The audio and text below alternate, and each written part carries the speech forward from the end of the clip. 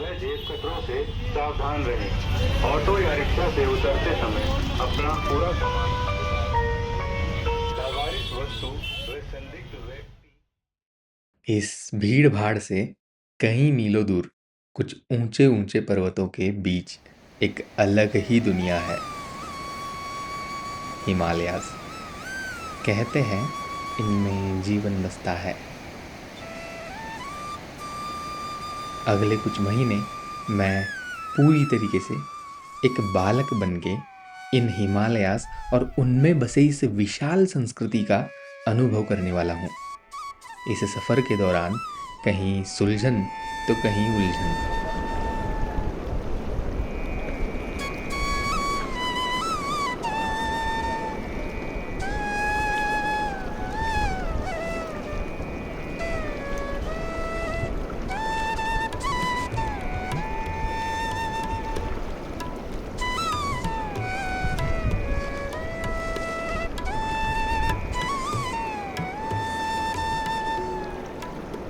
इन Himalayas के खोज में एक ऐसे ही सर्द सुबह मैं यहाँ पहुँचा हूँ गंगा किनारे बसे एक सुंदर सी शहर ऋषिकेश। जितना साफ यहाँ का पानी उतनी ही पुरानी इसकी कहानी। ऋषिकेश हिंदू धर्म के आराधना के लिए सदियों से जाना जाता है। जहाँ आज ऋषिकेश लोग रोज की भाग दौड़ वाली लाइफ से एस्केप के लिए आते हैं, वहीं सदियों पहले संत, साधु और ऋषि मुनि यहाँ उसी लाइफ को समझने आए थे। उन्होंने योग, जप और ध्यान के लिए इस जगह को चुना। शायद इसीलिए ऋषिकेश को योग नगरी या yoga capital of the world भी कहते हैं। मैं यहाँ पहले भी 2 बार आ चुका हूँ और हर बार ऋषिकेश ने मुझे कुछ नया सिखाया है।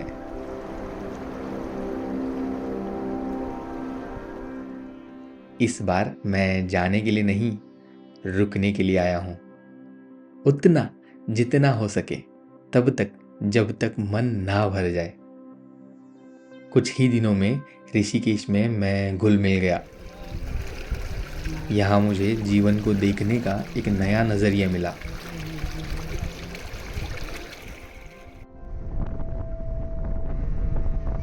रोज सुबह जल्दी उठना, सूर्य देव के साथ योगा करना, गंगा किनारे बैठ के ध्यान लगाना,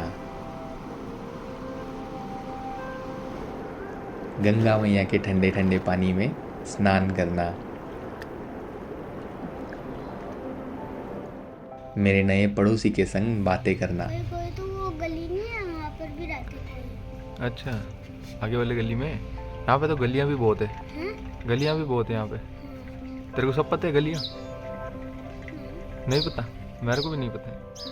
मैं भी भूल जाता हूँ कभी कभी कौन सी गली में क्या है। उन्हीं गलियों में बनी म्यूरल आर्ट्स गलियों की शोभा बढ़ाती है और ऋषिकेश के बारे में बिना किसी शब्दों के सब कुछ बयां कर देती है। ये म्यूरल आर्ट्स ऋषिकेश की सुंदर गलियों को और सुंदर बनाती है। फिर इन गलियों से निकल के झूलों पे पहुंचना। ये झूले कई सदियों से ऋषिकेश के 2 अलग अलग हिस्सों को जोड़ रही है, जिसके एक तरफ कुछ पुराने आश्रम और घर हैं, तो दूसरी तरफ उसी से जुड़ के चलने वाला शहर है। इनको सिर्फ इंसान ही नहीं, यहाँ के गाय भी इस्तेमाल करते हैं। फिर ऋषिकेश के गलियों की संगीत सुनना।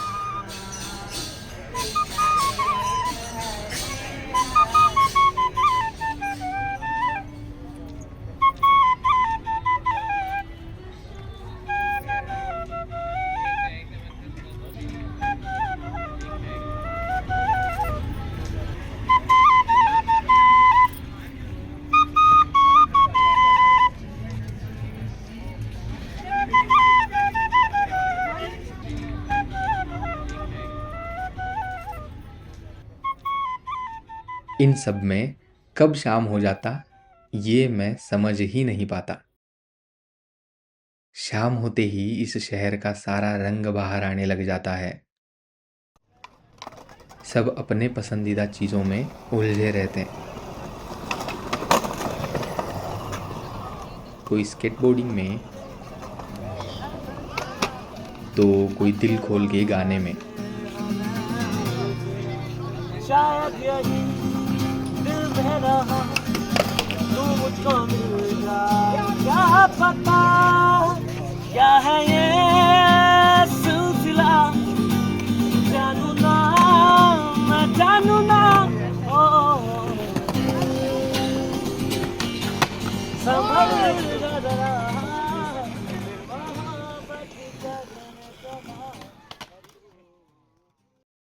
कोई शांति में बैठ के कुछ पढ़ने में, तो कोई उन सुनहरे पलों को कैद करने में। और ये शाम पूरे दिन में मेरा सबसे ज़्यादा पसंदीदा वक्त था। तो मैं भी घाट पे बच्चों के संग फुटबॉल के पीछे दौड़ने में व्यस्त रहता।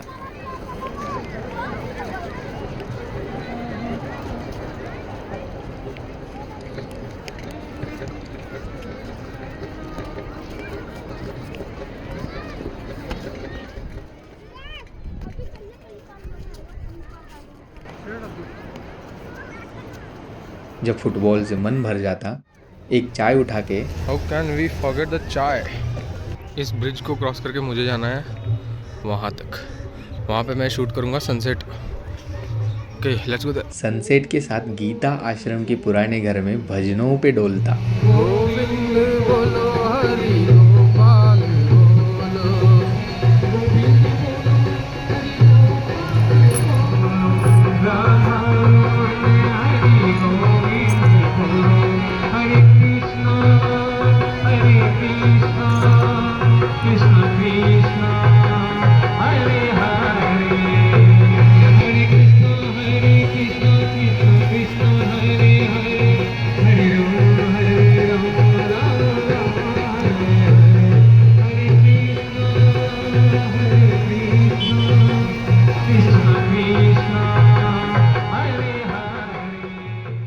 शाम को ऋषिकेश में हर घाट गंगा आरती से सज उठता है और मैं रोज किसी न किसी घाट पे खुद को खो देता। चारों युग प्रताप तुम्हारा है, प्रसिद्ध जगत उजियारा, साधु संत के तुम रखवारे, असुर निकंदन राम दुलारे।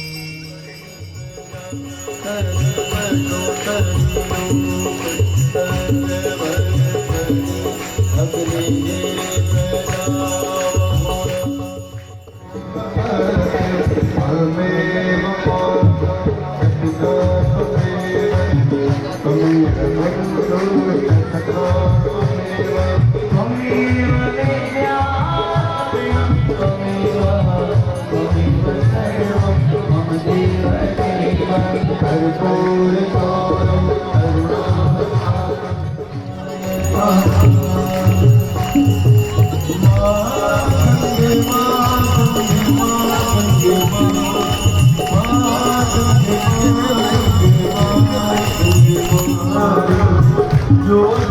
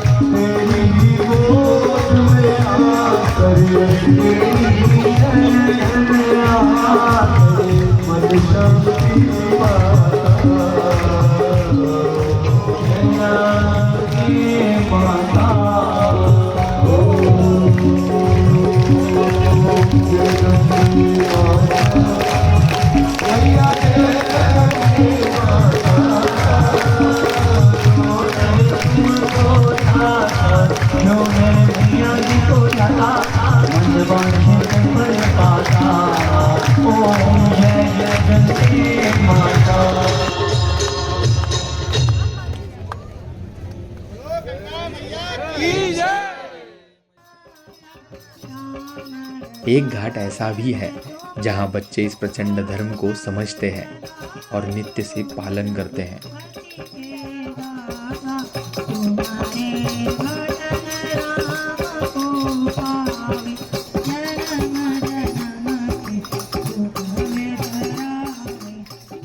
उनकी मासूमियत हर कोई अपने फ़ोन के कैमरे में कैद करना चाहता है।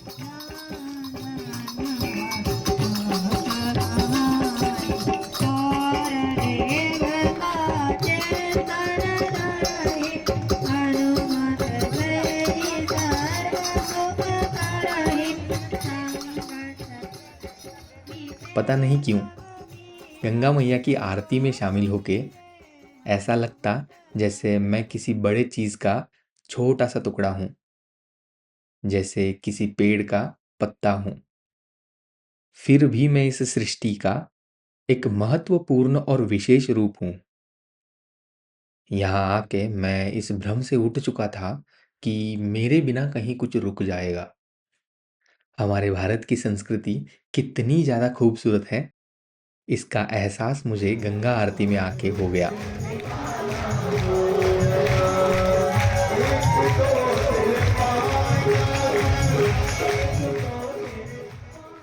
जहाँ लोग गंगा नदी की पूजा करते हैं, और करे भी क्यों ना, न जाने कितने सालों से माँ गंगा ने हम इंसानों को पाला है।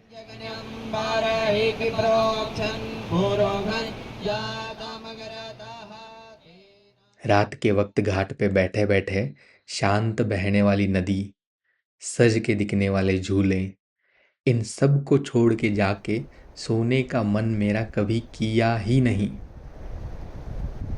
मुझे ये जगह अब एक घर सा महसूस होने लगा था।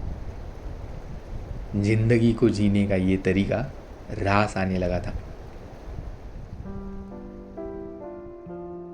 शुरू में मुझे नदी से बहुत डर लगता था, लेकिन कुछ लोकल्स के मदद से आखिर मैंने इस डर पे काबू कर लिया।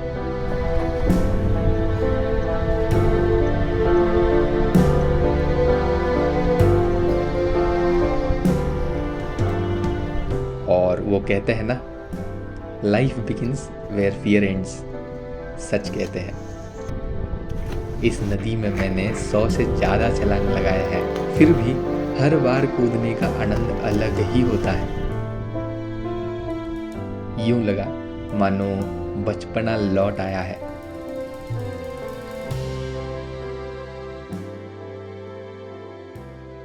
इन रंगों को रंगते हुए मैंने बहुत देखा है, लेकिन ऋषिकेश जितना रंगीला शायद पहली बार। मैंने ऋषिकेश में 2 तरीके के होली देखे। एक जो धार्मिकता से जुड़ के चला,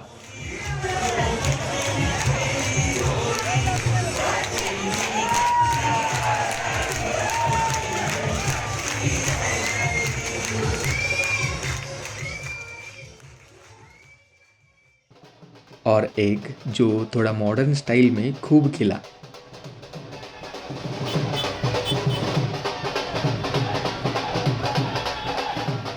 दोनों में जज्बात की कमी जरा सा भी महसूस नहीं हुआ। ये शहर भारत के भूत और भविष्य का एक सुंदर सा संगम है, जहां पुरानी संस्कृति को नई पीढ़ी अपने तरीके से समझ रही है, उसे अपना रही है।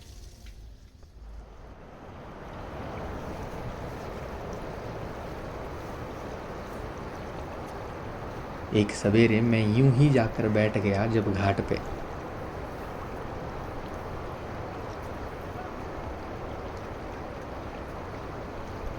माँ गंगा का बहता पानी, सर्द हवा और एक आवारा था साथ में।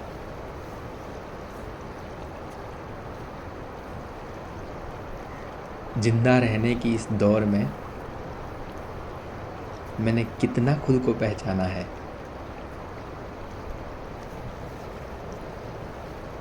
रूह गई तो राख बनकर इस गंगा में बह जाना है, इस गंगा में बह जाना है। यूं ही गंगा किनारे बैठे मेरे मन में एक ख्याल आया, ये गंगा तू तो सदियों से बह रही है, फिर तूने तो मेरे जैसे कितने ही मुसाफिरों को इसी जगह बैठे देखा होगा। आज मैं बैठा हूं, कल कोई और आएगा, फिर मुझे मेरे जिंदगी में आगे क्या होगा इस चीज से क्यों ही फर्क पड़ रहा है। क्यों मैं इन पलों को मुस्कुरा के नहीं जी सकता।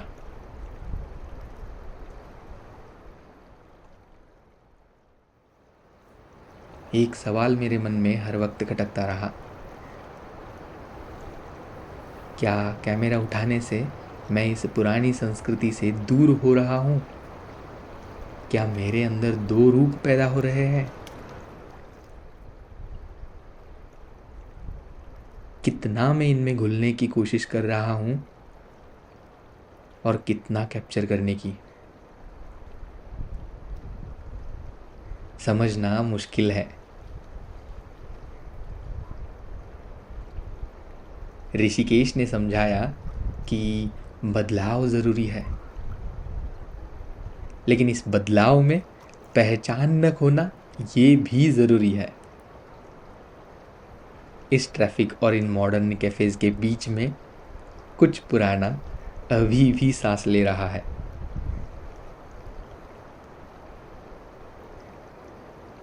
ऋषिकेश में मैं इतना खो गया कि 3 महीने बीत गए और मुझे भनक तक नहीं लगी।